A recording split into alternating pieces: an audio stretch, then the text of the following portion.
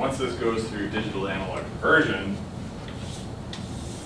we will end up with a continuous time signal that basically looks like this.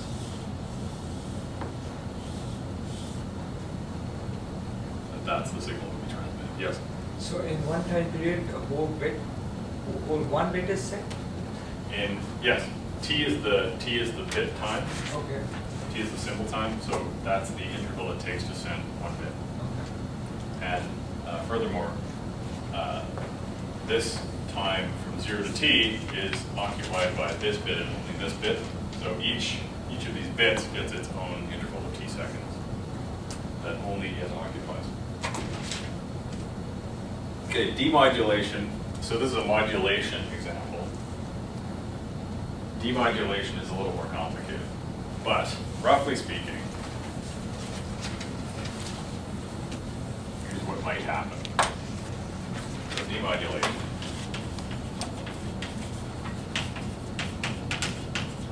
Let's say we send a 0.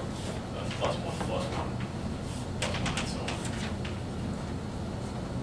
Goes through the channel, loses a lot of energy, and the receiver picks it up, amplifies and adds noise, and this is what we see at the receiver.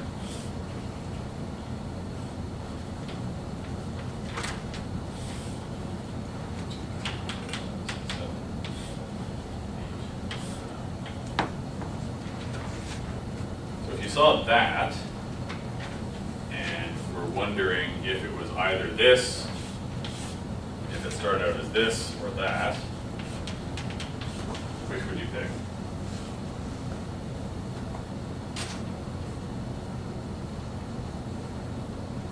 So if this was sent, gets corrupted by noise, or actually, you don't know if one of these two was sent, but you get this, and you want to say, is this more like that, or is it more like that?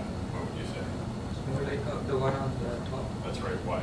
Because all of the amplitude isn't positive. The amplitude is usually positive, so the principle there is that in order for this to be transformed into that, you need stronger noise. Whereas in order for this to be transformed into that, you don't need as much noise. So it turns out noise is usually Gaussian, so it's usually concentrated about the mean, which is 0. So it's more likely that noise will be small, the noise will be huge. So a couple things go on here. One is you'll need signal processing.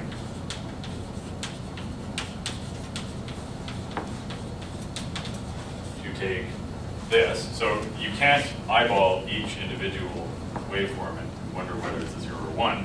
What you need is some automated way to do that. So you'll need some signal processing to extract the relevant features from this signal. So one thing you can look at is that this signal spends most of its time in the positive domain and very little in the negative domain. So one test you might want to apply is integration. So in other words, let's add up all of these samples and see if the result is positive or negative. More generally, that might not work if this signal has a funny shape like this. Like a sinusoid.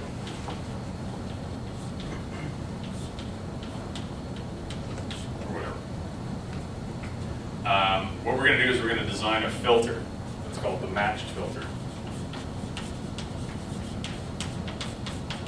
So it turns out the matched filter, if this is the signal you start out with, the matched filter tells you integrate. So in fact, that's the optimal strategy. Add up all of these and then see if the result is positive or negative. If it's not this particular function, if it's something like this, then the matched filter does something quite different. And we will talk about that.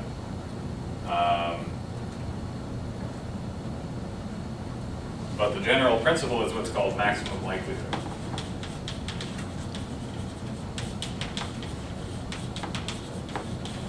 And that's what I said a second ago. So is it more likely that there was a little bit of noise that transformed that into that, or is it more likely that there was a huge amount of noise that transformed that into this? And the answer is a little bit of noise is more likely, so this is more likely a 0 than a 1. So what you would do is pick the 0.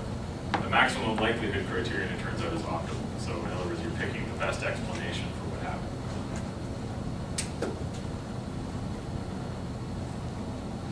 Okay, any questions on that? So that's a very high-level overview. And it gets, as we'll get into the details, we will make all of these observations much more rigorous. Okay, so the key feature here that we need to be worried about is noise.